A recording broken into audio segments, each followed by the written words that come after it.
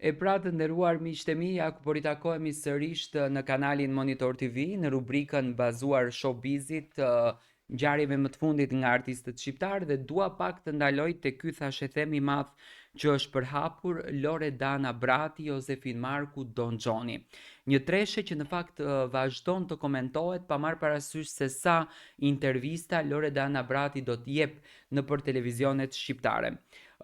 Shumica e komenteve që në fakt unë lexoj në për postimet e Loredanës, në për intervistat e saj, në për deklaratat e saj,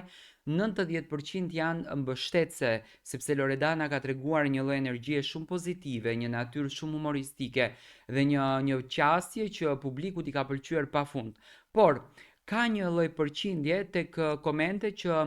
dyshojnë se Loredana është në lidhje me Jozin, nga që nuk e ka vuajtur kur ndarjen me të. Unë mendoj që në botën ku ne jetojmë, ka shpirtra njerëzish të cilët në një farë mënyre vërtet din ta menaxhojnë emocionin e tyre dhe ta kontrollojnë emocionin. Unë mendoj që Loredana në momentin kur ka mbyllur kapitullin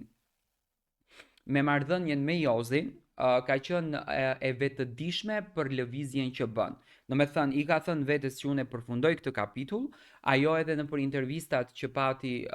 daljet e fundit, do me thënë e quajti Jozin burin e vitit të saj, por jo burin e jetës së saj, që nuk kupton që Loredana vërtet e mbyllën kapitullin e 2025-s me Jozin, por nuk do të thotë që 2026-ën edhe në vitet në vazhdim mos të vazhdon me Don Xhonin.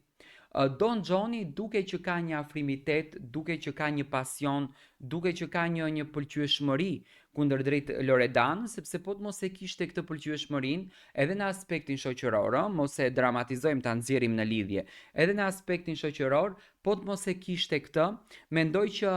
nuk do të pranonte që emri i tij të lakohej, të përflitej, të nxirrej në haludime në një raport me Loredana Bratin. Unë mendoj që Loredana është kjo vajza që rrallë vajza e kanë këtë yllin të veçantë. Mendoj që është kjo goca që çado që të bën, kudo që të shkon, çfarëdo që të don, ajo e arrie me një klick, le ta themi kështu. Dhe në këtë formë çunat kanë arritur ta kuptojnë që Lori e ka këtë yllin e veçantë dhe me patjetër që dorëzohen para mbretëreshës, ëh? Do të thënë para Queenit bien në gjunjë edhe ja japin të gjitha meritat asaj. Por mbi të gjitha, marrëdhënia me Loredanën dhe Jozin aktuale, do të thënë mua nuk më duket gënjeshtër, nuk më duket një diçka e sajuar, nuk më duket një diçka për klikime, përkundrazi Lorin e shoh shumë më entuziaste, e shoh shumë më happy, e shoh shumë më pozitive, tani larg prezencës së mashkullit që dikur i premtonte